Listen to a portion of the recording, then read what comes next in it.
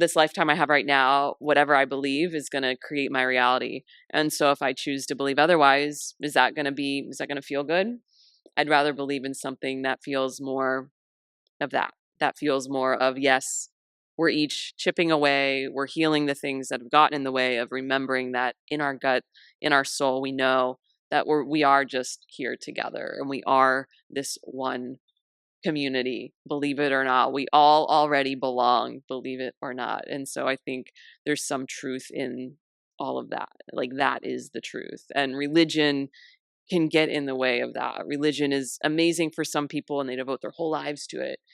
But also, like a label, is it just one way to get to the thing? What's the feeling when you're in the flow with whatever you believe in? And so it is back to the one truth, many paths. And are you getting hooked on words and labels? And what's through that? It's a feeling. It's feeling, it's energy. And through it all, through the density of our body, it's energy. Through this whole life, it's things, and then it's energy. And, circling back to the death piece and where do we go from here? Poof. We're energy. We're stardust. So, these things get us where we need to go, but actually it's just poof. Like a bubble. So we can spend our whole lives trying to figure all this out and put the labels and get into the right things and do the right practices.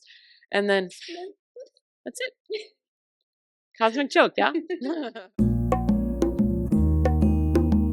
Welcome to another episode of Laugh Out Loud podcast. My guest today is Rebekka Mars. She's an aliveness coach who blends ancient practices into our modern living to help people come back home to their truest, most awake selves. She's been teaching yoga, meditation, along with personal training for over 15 years. Her continued exploration and integration of somatic experiencing and instinctive meditation brings even more into her methods of releasing stagnant energy, also referred to as trauma, so more life can flow through in the present moment. She has a wealth of wisdom and information to share, and I'm really excited to have her. Rebekka, welcome. Thank you for being here. Yes, thank you for having me. First question, who are you? Like, where to begin, And especially in the space that I know we're both in, it's like, well, we could talk about literal lifetimes, and lifetimes. But nowadays, recently, probably for a year and a half or 2 years, I've been calling myself an aliveness coach, though I wear many titles. And yoga instructor, teacher is one of them. Meditation coach, teacher is one of them. I've been a personal trainer for many years. But lately, I've found the most fun in, using all of my years of all the things to help people basically be more literally alive. And I realized as my father went through, his passing, that I'm just going to mention death here in the first minute, but that people have a very interesting, we'll say, relationship to death. And it really made me look at life differently. And so in that time too, I was learning more about the nervous system and just ways that we all can live, probably some people their whole lives, in a state of not being fully present, not being fully alive. And this life is amazing. All the things that it is, it's amazing. Plants are beautiful, sunsets, all these things to experience. So who I am is a lover of aliveness and especially elements of the natural world.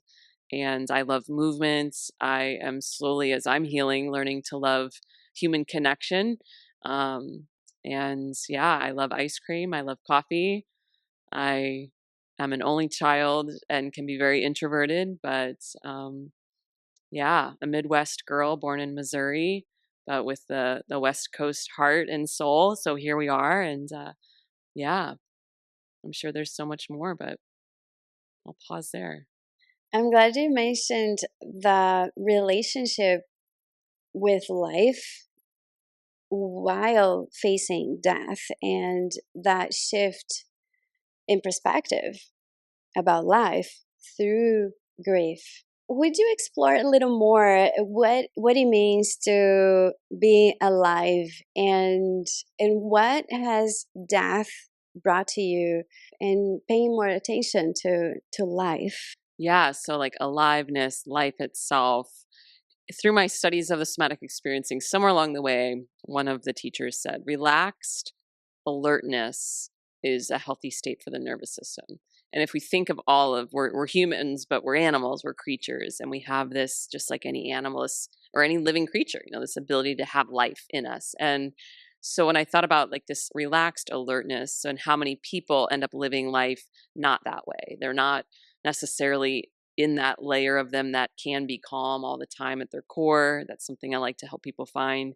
And to be alert, but not hypervigilant, not always looking for immediate threat, danger that can create anxiety. And so being alive to me is being present, but having that ability to feel this element of relaxedness, of presence, but also being alert, awake, able to see and experience things and not be in some other place for all the right reasons sometimes, but to actually be here now, as Ram Dass says. And I don't know if it's a fortunate thing or not, but I spent a lot of my life not really having a lot of people in my life die. And grandparents passed, but really, that was about it. And then with my dad, I was already raised very spiritually and felt like I knew, so much of that world, mind, body, spirit, mind, body, soul. I said it for years, and it wasn't until facing death itself, I was like, oh, okay, this is what spirit is. And therefore, this is what being here now is. And that whole piece of being,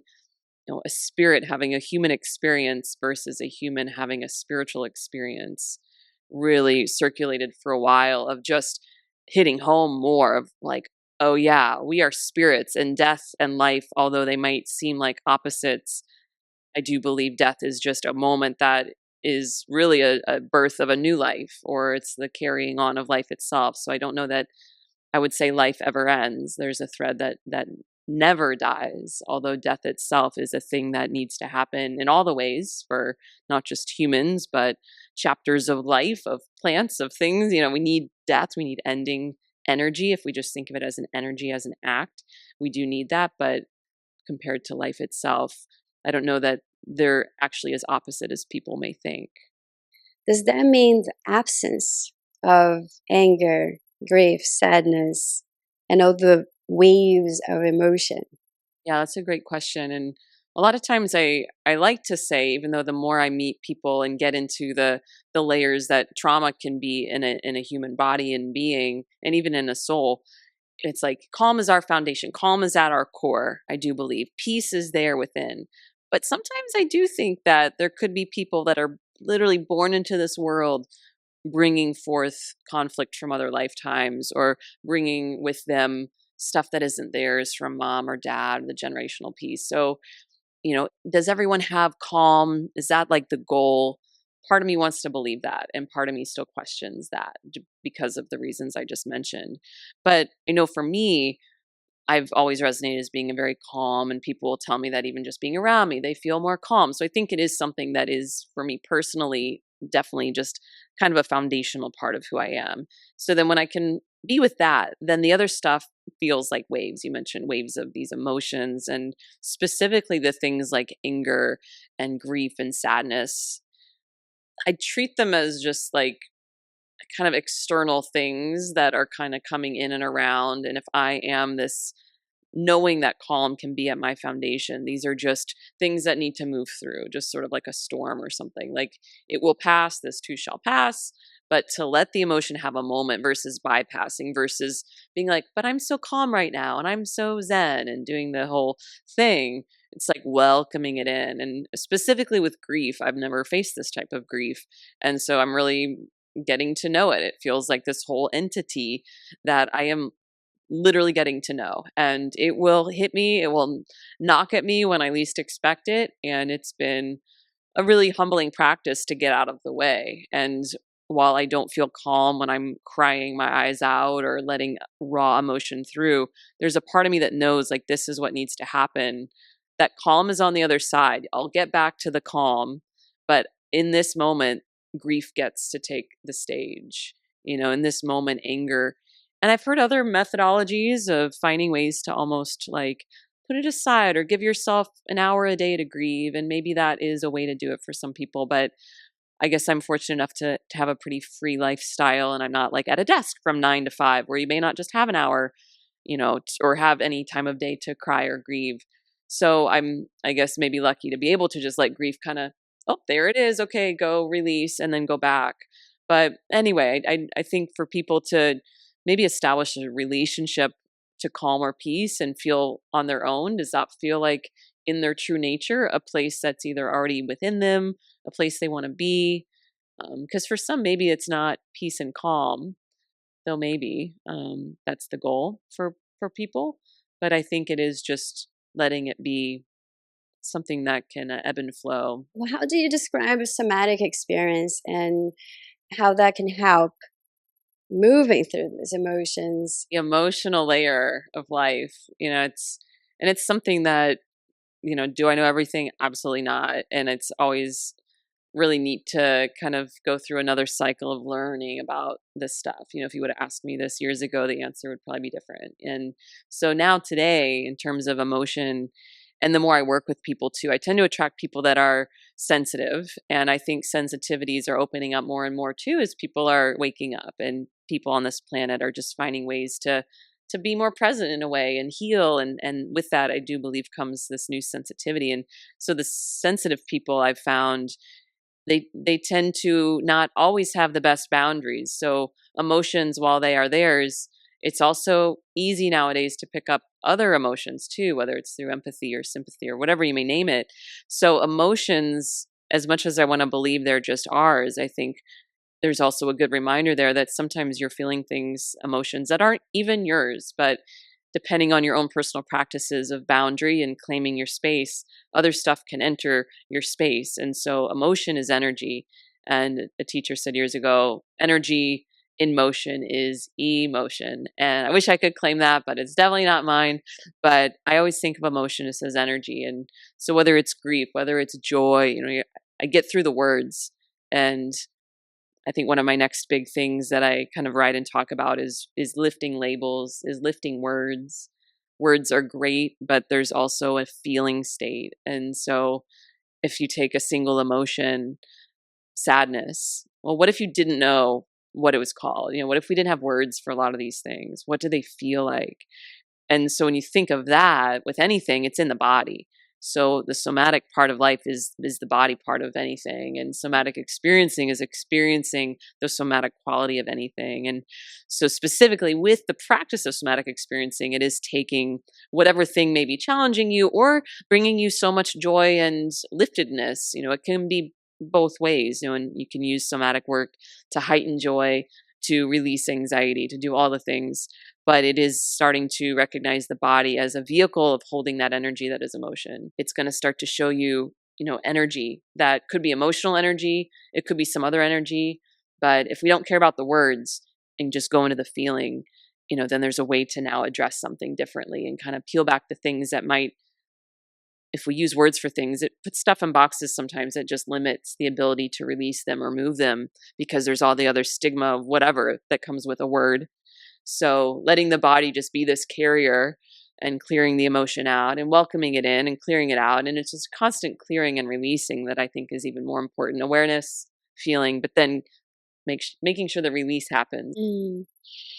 And that leads to mindfulness. And I would love to explore more mindfulness with you. What is mindfulness in our modern living? What does it look like, and what is the difference for 1,000 years ago versus now? Right. Well, I think nowadays was it 2016 or 2015, I put modern mindfulness together, and I was like, I was working with a business coach at the time. Like, I think this is what I do. And I spent years trying to figure out what to call what I do. I still don't know. It's aliveness right now. At one point it was more around mindfulness. But at the time too is when people were hardly understanding yoga, meditation, and these things, and really just having awareness of these things. And so when I started to use the word mindful, it is a word on its own, not necessarily the thousands of years old version of it. And it's a word that just means to be aware of something. And so to be mindful of something is to be aware of something, to know something. And then, yes, there's like the Zen mindfulness practices. And really, they are kind of all under that same umbrella still. There are more specific mindfulness practices and mindfulness teachers. the way that I started to use the word and the practice was more of showing people as they're hurrying around in their modern times, doing the whatever is so modern, the hustle culture, the corporate jobs, just always aiming for the next thing, never being fully content with what they have. It was like, hold on. How can we take any moment and just pause and realize that we can insert one of these practices that can make us more mindful, whether it's a meditation practice, a yoga based practice, something to make people be more aware of the moment. At the time, I wasn't using the present moment or the moment, but that's really what I was taking mindfulness to be, was getting people into the moment so then they can take that next step into something that's more health, wellness oriented. Because I grew up with parents that were very into the organic movement and natural living and healthy living and no chemicals and all the things. And that really was a weird thing back in the 80s and prior. And so we're finally there now where it's becoming more, but it was just who I was. And I was just seeing how many people were not aware of those things that I knew we needed. And finally, here we are. It's mainstream and we still have a long ways to go. But anyway, to be mindful of any of this, I hope can then help people get on their path of health for their mind, body, or soul. And for the sake of really helping us all keep moving forward. But it really does take that pause, adding awareness or mindfulness. Thousands of years ago, they didn't have this culture that we're in. So I'm guessing it was even more, I'm no mindfulness expert in that regard, but taking more time to breathe and be with the simplicity of life and looking out for the fluctuations of the mind and the way the mind can just spiral and spin, and instead using mindfulness to ground down and be present and really slow down. And I'm sure that they knew something that we're still trying to figure out too, in that sense of feeling the pace of life and the pace of human conditioning and how to be here now. Under the umbrella of mindfulness practice of Vipassana, where you observe your sensations, observe the sensations in your body without labeling them. I'm wondering here if that's what you mean. Is that kind of releasing the labels? It would be similar to a Vipassana meditation practice, or is it more fluid, more spontaneous, more unique to the person? Yeah, I mean, me as a being, the more yes, there's like classical, more discipline. And hopefully I'll teach some more yoga teacher trainings, but this takes me back to when I would teach teacher trainings and we're teaching the history of yoga. And people take yoga and they there's all different types of yoga. And some yoga is very fluid and flowing and spontaneous and creative. And other types of yoga, it's just very linear and it's sequenced and it's more regimented. And so is life, and so is anything. And there's always, I think that's the duality, or an element of duality of there's going to be the more classically structured and strict, and there's going to be the more fluid and open. And the greater part of self-awareness within that is knowing where you hang out. And as my mentor said years ago, how's that working out for you? And so while I know within me, I'm a very fluid, flowy, more vinyasa person overall. So the way I like to move through life is like wiggle room. I don't want to show up with a plan. But what might help me sometimes is to have the structure and to have more discipline. And then vice versa, of course, for someone who finds themselves always so regimented in everything that they do, to let their hair down a little bit and take a different route to work. And, it can be all the things, because the way you do something is the way you do anything. And so, within that too, within mindfulness, one of my main meditation teachers, Lauren Roche, so he comes with instinctive meditation, and he's been meditating for ever since he was in his late teens. He was part of this study up at Berkeley, and it was when transcendental meditation was becoming really popular. And he's told this story many times, but he thought he was volunteering to be a part of this transcendental meditation study, and instead he was the control group, and they put him in a dark room. And so when he was in this dark room, he was like having quite the experience, and he came out and he was having quite the experience, and he didn't follow the transcendental meditation, which, that's people are given mantras, and it's very, this is what you do to get here. And instead, here he is in this dark room with no light, just having like the time of his life, like having this whole spiritual awakening, basically, and realizing that inside of us, instinct already there to do all these things. And so sometimes we need the teacher and the teaching, and sometimes we just need those things to get us back to this. And so I find that labels are kind of in that route where somewhere a word can direct someone to where they need to go. But then ultimately, the wisdom's already inside. And so whether you come at it from a more traditional standpoint of a more disciplined mindfulness practice, or you come at it from going out for a surf or something that you might call your meditation practice, it's going to get you back to the same spot, you know? And so as individuals, I think now we're in this great place where all the wisdoms are here, all the ancient wisdom, which I honor so much.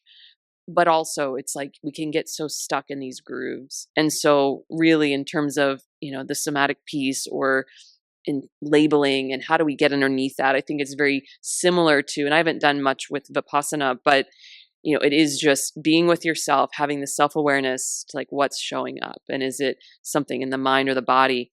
And even then, are you getting hooked on words and labels and what's through that? It's a feeling. It's feeling, its energy. And through it all, through the density of our body, it's energy. Through this whole life, it's things, and then it's energy. And, circling back to the death piece and where do we go from here? Poof, we're energy, we're stardust. So, these things get us where we need to go, but actually it's just poof. Like a bubble. So we can like spend our whole lives trying to figure all this out and put the labels and get into the right things and do the right practices. And then that's it. Cosmic joke, yeah? Yeah. It always comes back to listening to that inner GPS, that inner unique imprint or blueprint that you have. There's genius, your nature, and switch off from the overload of information, right? There might be a place for it, right? Initially, perhaps, right? Some guidance, some teachers, some practice, some structure, but then eventually, just listen.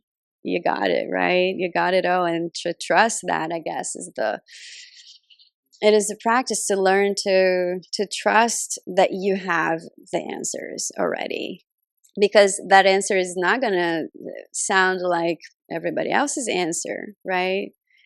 I read one of your posts actually, that your truth might not be somebody else's truth, right? Would you comment on that? Yeah. Well, it's been a journey of my own too, and one of the programs I run is Live in Truth, and so through that, it's been neat to help people land back in truth. Which it's like, where's my truth? I don't know. Well, it's the gut, and the gut is intuition, and the gut is that knowingness. But part of my journey was the heart and the emotions, and it was like, but the gut knows. The heart is beautiful. We need to tend to that, but it's almost a different conversation. And so the more I've guided myself and others to like land in that spot, the other things come up. But what about this? And this person says that, and da da da da da. And there's always going to be the other side. And so, like you were saying, like to trust yourself and to trust your truth is like maybe the ultimate practice or step towards whatever. And it was also interesting back in the summer. I think I did one of the things I offer is a Sunday space, and the whole theme of that month was truth. And I was really looking at politics and looking at how divided our nation can be around topics. And it was just, I had to get to that place where I was just pulled back and just observing.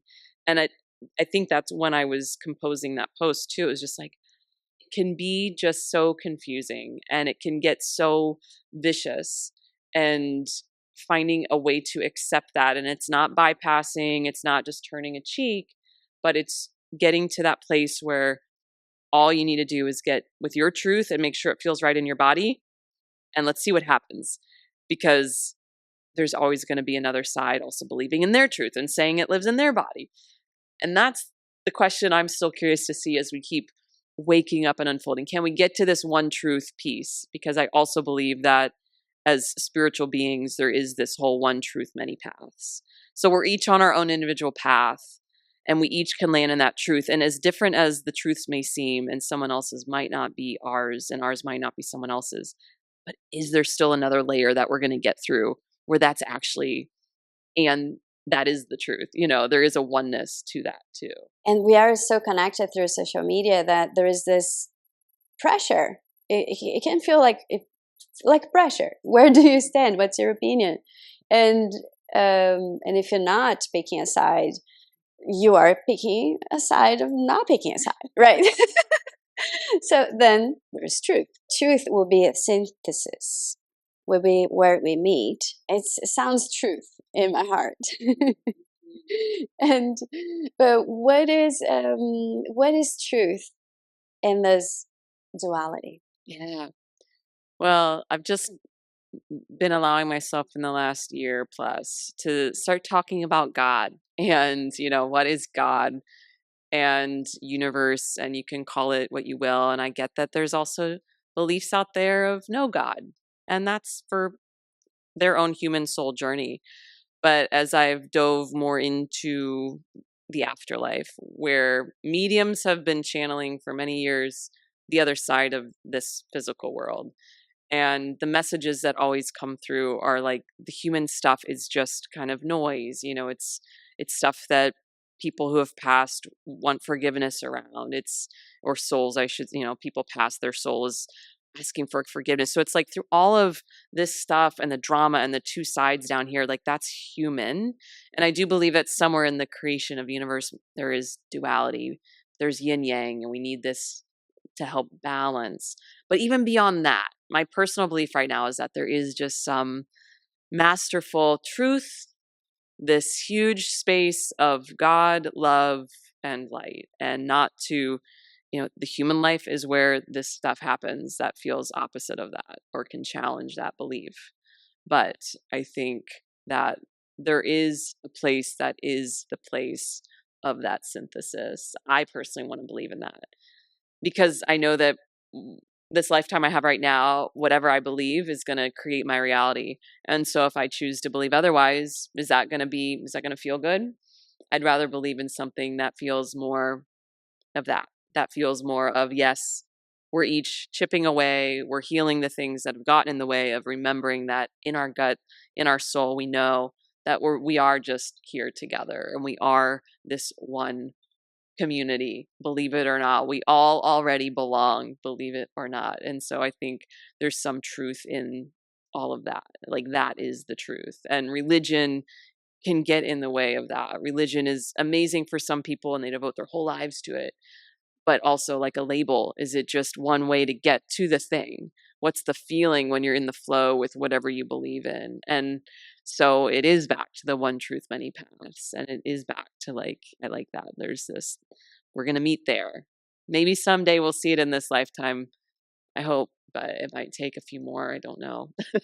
I love that Rumi poem. Beyond righteousness and wrongness, there is a field. Right. We'll meet there. Yes. Yes. Beautiful. God, love, universe. That sounds like something that unites us, whatever it is. Oneness versus separateness. And our focus on what separates us, what divides us, what makes me right versus wrong, somebody else is wrong, and versus we're all one. What's your take on oneness? Yeah.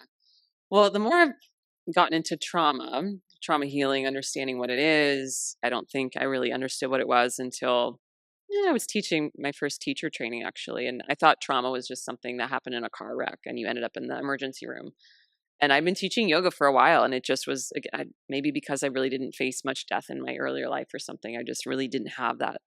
So I think the more I look at trauma as this energetic part of where we're living, we're in like this trauma soup right now because it goes back, you know, many, many, many years now, as long as humans basically have had their minds evolve to start to create conflict. And the trauma is there kind of coating over the oneness that I do believe is there. So I think the oneness really is the thread that we're all tied together by. That again, we're like one big spiritual community that chose to be here on earth when we're here. But because of duality and because of trauma, there's just a lot that's in the way of that. And so I do think there's some allusion to the separateness, especially right now. And I'm grateful that I think there's more conversation around that, where there's this realization that's happening now that we're all equals, really. Our beings, we're all equals. They might have more money and a bigger house, but that doesn't matter. Again, poof, you're gone in an instant, and it really doesn't matter. And so the oneness that unites us is something to lean into more versus putting people on pedestals and putting these big visions of just whatever, the wealth or success, whatever we want to define, that keeps us separate too, or keeps us in these orders and these castes. And it's all just an illusion. So I think oneness really is, it's there. We could have it right now if we all chose to, but it's still, we're in trauma soup right now though. So the healing has to keep happening to help clear it, just like that energetic conversation earlier, like just moving the stuff on through. And right now it's just kind of murky. Mm, yeah, thank you. So what does healing look like or can look like?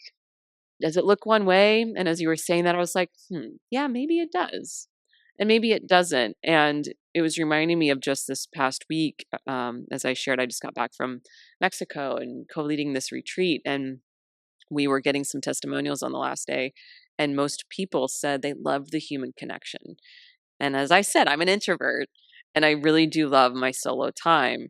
But now I've learned that part of when you're healing, specifically nervous system regulation, you're healing trauma in that way, we're meant to be communal creatures. We're meant to belong. We're meant to interact.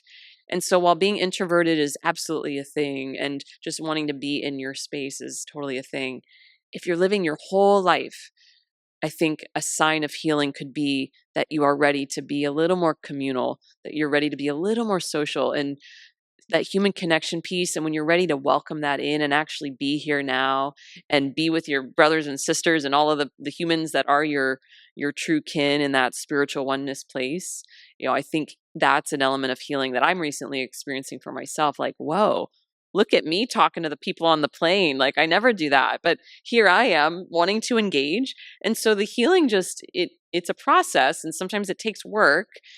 And then sometimes, how do you know you're there?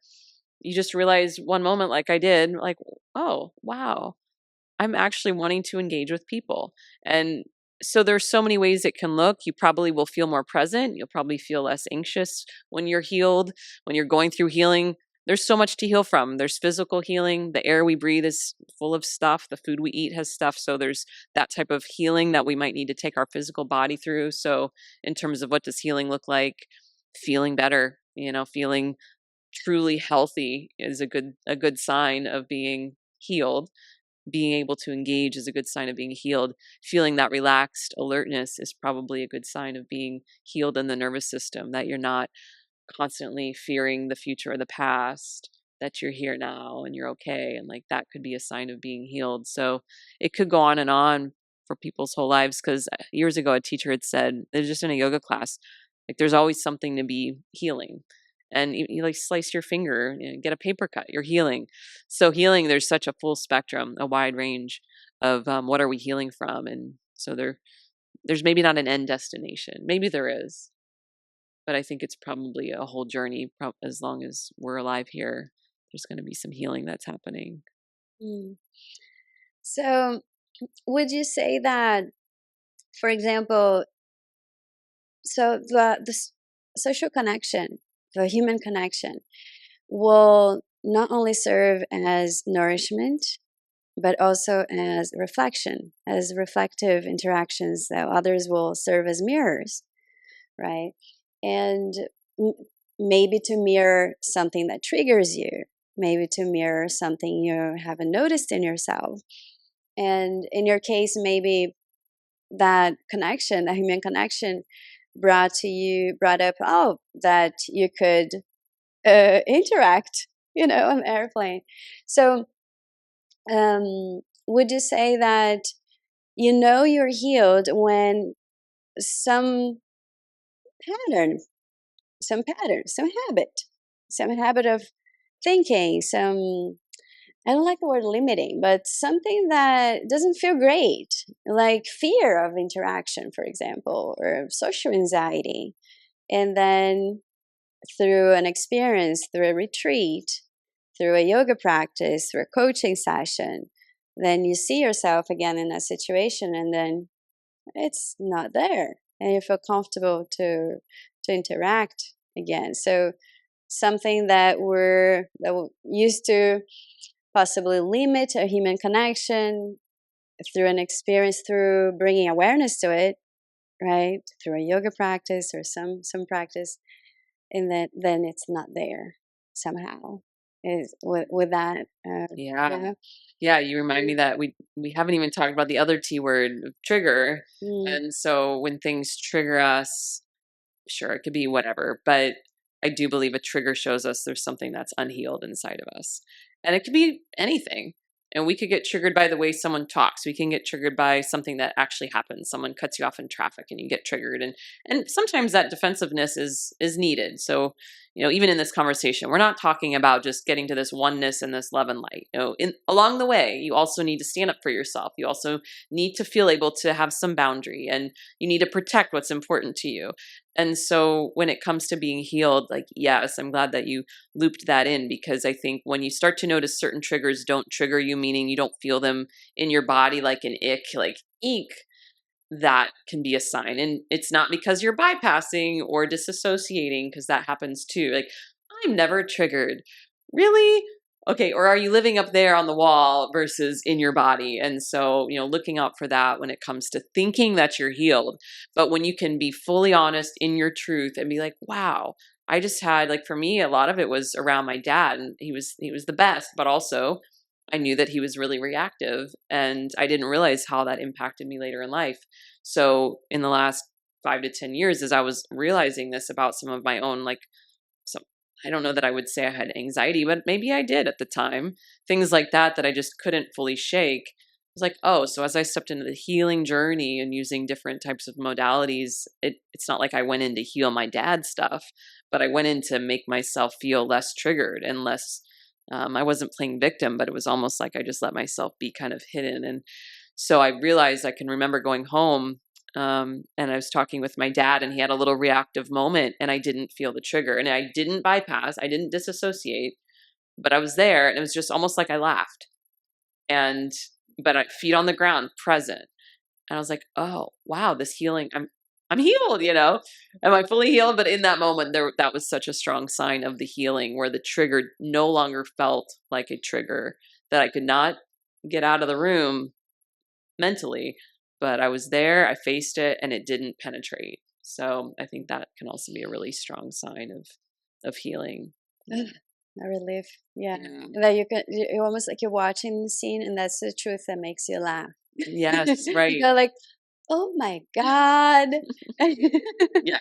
this was to drive me crazy. And then you see the whole thing in your mind, Yeah. the whole pattern not happening anymore. And so it's easier to laugh after the fact. It is. For Yeah. sure, for Yeah. sure, for sure. Amazing. And going back to awakening, I'm curious about your personal experience with your awakening. Was it through yoga? Was it gradual? How was that? It took me a while to figure this one out, because a part of me, I don't know, can we be born awakened? I don't think I was like born that way, but in a way I was. Like, I'm so grateful. I think we choose our parents up there when we choose to come down, and I think I chose mine for the right reasons, where they raised me in this really holistic spiritual space already. So it can be a little confusing when I'm like, when did this all begin? Because I was doing yoga when I was like, before I could talk, I was like there. My mom was practicing yoga the night I was born. Does that mean anything for me? No, but it's kind of a fun part of the story. It's kind of like yoga brought me here. And so I kind of lived under that for a while, and was always feeling a little odd. I never felt like I fully fit in with my small town Missouri friends, which so many of them I still love and communicate with, but we all knew I was different. And so was I, awakened? I'm not sure. But then in my adult life, I believe in astrology in many ways. And I think until you're around 20 to 32, you have a certain Saturn return. So if we think of adult life actually starting when you're between like 28 and 32, wherever it is, somewhere in there, It's like, oh, so in that part of my life, I definitely went through a new awakening. And for me specifically, another new awakening as my father passed, really, because I think there were elements of spirituality that I understood, but until I could feel it more here, it was like, now I understand. And so I think everyone's awakening will look different. But for me, what I'm awakening to now is literally spirit, like literally believing in mediumship and wanting to receive messages from the other side. And that's not for everybody, but I have found the most comfort and in healing and grieving my father in that, in listening to the mediums and reading books by them. And it's nothing new, but finally they're becoming more mainstream, just like all of this. And you can't make the stuff up that they share. So my long story longer, I think that my most recent spiritual awakening really was within my father. And even the day after he passed, I did an astrology session with this woman who I love. And she's also very psychic. And she didn't know what happened. And she was like, you are now entering like this whole new revelation of who you are and what you're here to do. And then I told her, and she like starts laughing. Like, speaking of laughter, this woman is the best. Or anything I would come to her with, like, oh my God, she would just crack up.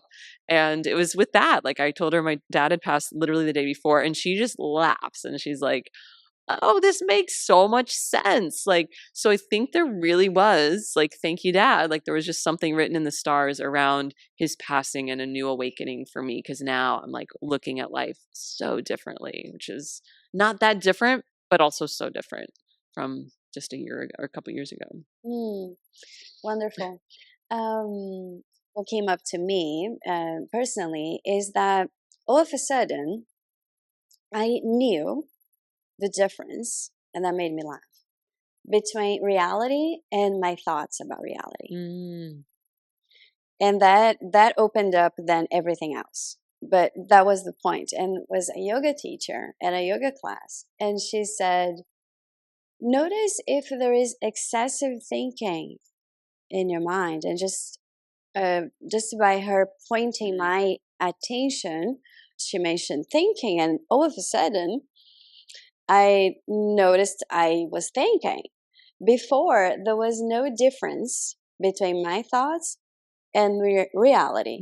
So if I thought, oh my gosh, everybody hates me, I'm awful, that was absolutely reality, real. There was no question. So from that point and on, there was this, it felt like a separation between thought and me, myself, aware of thought. So it was like I was moved from the actor acting and believing that was the character completely to, oh, I'm watching this. You know, so that was what it looks like for me. But then with that space between awareness and thought, then everything opened up. Then what's in between then? Then there's a spirit, there's energy, then it never ends. Right. You know. Did you notice that in yourself? And do you I mean, what about what are your thoughts about thoughts? Love that. Yeah. Well, it's sort of like, and then poof, like everything's poof, like, you know, what you thought you knew, all of a sudden you know nothing, you know. And I think that's like the good news type of thing, where there's almost this emptying out, you know, like what, as you were describing that, it just was reminding me of, like, in terms of awakening, there could be that, or like, and now I know nothing, and being okay with that. And thoughts, like, if we think of what are thoughts, what are thoughts? I don't even know how to define a thought other than something that you think in your mind. But thoughts, they can be so interesting, tricky, sneaky, where the thoughts, and we think tens of thousands of thoughts a day. I think they've somehow figured out. How they figured that out, I don't even know. And that most of them are repeated thoughts. And so we're generating these, we're gathering data from outer and probably inner, and through our own filter of belief systems, our beliefs that we've picked up along the way from our parents and from growing up as humans and our conditioning. And so somehow our thoughts are also getting filtered through our beliefs. So now the thoughts are not even ours. They're now coming from this place, wherever they're originating from. Someone probably has a really great answer to that, but they're also just carriers of information that are, it's not just our information. And so I think that's where, when we can pause the thoughts, or like that interruption you had is so important, or slowing down, or sitting in stillness and silence, and just starting to get to know the thoughts as an entity of their own. And it makes me think of the koshas in yoga, where we have these layers. We're like onions with layers, and we are not just the thoughts in our mind. And the yogis identified this thousands and thousands of years ago. And you're a physical body, but you're not just a physical body. And so when you think of what are thoughts, they're really just a layer of energy to you, just like your physical body is a layer of energy, just like your intuition, that Vijnanamaya kosha, like that's just a layer of you. But it's all, at the core of the core is the soul, and is that light that never goes out, back to just that oneness. And so when we can start to separate the thoughts from our whole identity, and treat them just as another layer and set it aside, and then be with the body, or be with the soul, be with the heart, be with bliss. Maybe that's your favorite kosha, of the laughter, the joy. The yogis identified that as an important part of who we are, just as much as the thoughts is bliss. Like, what if we held equal weight to that, and the body, So I think thoughts, while they can just be an energetic layer, they also are something more specific that can really overpower someone's being. And so it's been really special to help. I'm thinking of one client, OCD, like her whole life. And the more we've just worked through understanding the koshas, something she never really was aware of, it's helped lessen that, because her mental body was so strong and dominant for so much of her life out of survival. But now we're like, hold on, you've got other layers. It's not just this one. So, it's not necessarily the direct answer, but I think that's an important point when it comes to talking about thinking and thought, and pulling back a little bit of it. And at the same time, people, and I believe, your mindset is everything. And those thoughts, if you can start to work that, just like working your physical body to get strong, and it's going to perform a different way for you, getting your mental body strong, it's going to perform a different way for you. So, it's not about just setting it aside, but also recognizing the power when you can hone it and work it and really get it direct. Don't let those limiting thoughts become the 80% of your repeated thoughts, and start to insert new ones. So realize you can also change it always. So anyway, we could talk all day about days about thought. Yeah, no, thank you. I love that. The reminder that we are not limited by one layer, and how amazing to be in a human experience, right? No wonder we chose to hang out here. It's challenging, but where else would you have a simultaneous material, physical experience, a mental experience, emotional experience, a blissful experience, and ecstatic experiences, and joyful, sad, and all the things simultaneously? I love that you're leaning into the laughter for this. And maybe we're similar in this way, where I spent a lot of my life not letting myself laugh. And so I think it's been a special sign of healing and growth just to laugh. And even this morning, we were standing in line waiting for coffee, and this girl, probably 20, she's on her phone, and she's just like laughing out loud.